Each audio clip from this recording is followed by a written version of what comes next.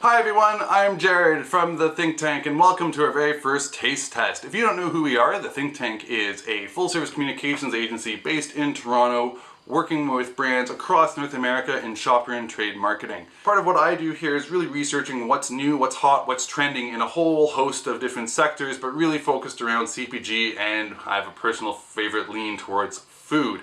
Now, as I'm doing all these things, I started to realize that my team was really missing out, and so I wanted to get them involved, and what better way to learn than to get hands-on, and when it comes to food, that means tasting and trying it.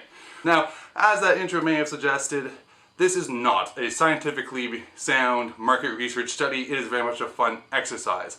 As a result, we're not going to be ranking the brands, we're merely going to be sharing which one was our preferred favorite one, along with any insights or trends we may have picked up along the way. None of these brands are our clients, and we purchased all this product, so it's completely unsponsored. This is really just for fun, to have my team exposed to what's going out in the market and to share that with all of you.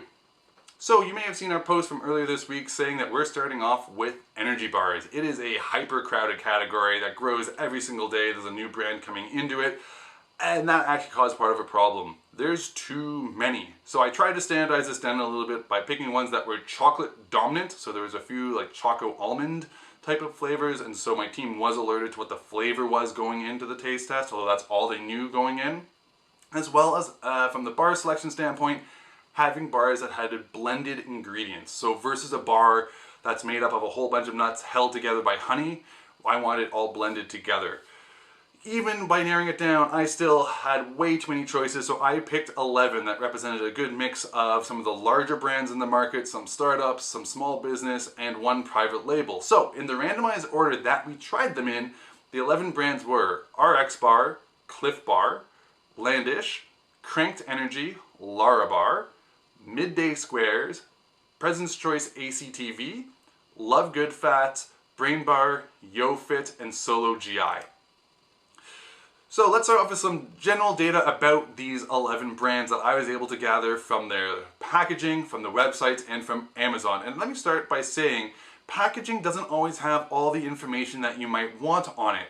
As an example, there was a lot more non-GMO products than I initially thought from just looking at packaging. Once you go onto the company websites or onto Amazon, it's starting to be featured there, but it's not necessarily featured on pack. On the line of non-GMO, organic was not as prevalent as I was expecting either. Of all 11, there's only one that was fully certified as organic, as I could tell from the places I looked, and 2 others had 70% organic ingredients. Going to protein, really interesting. Of the 11, only 4 bars had under 10 grams of protein. Another 4 had exactly 10 grams of protein, and the remainder were over 10. Naming is always interesting too. Of the 11, almost all of our energy bars, we had 1 protein bar, 2 call themselves a snack bar, and then there was a couple other ones that talked more to the functionality of the product, such as a superfood bar. But of course, at the end of the day, this really comes down to taste and texture, and that's what we rank them on.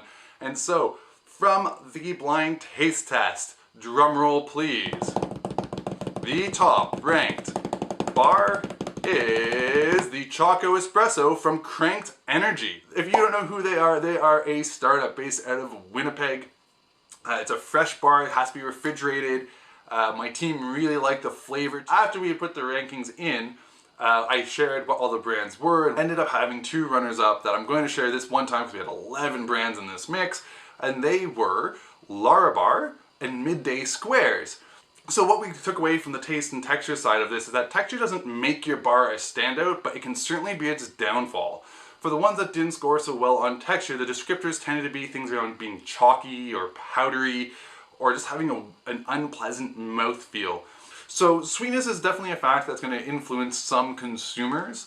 Again, this isn't made for you to go and do R&D on, but it's something to definitely consider, but you can't please everyone.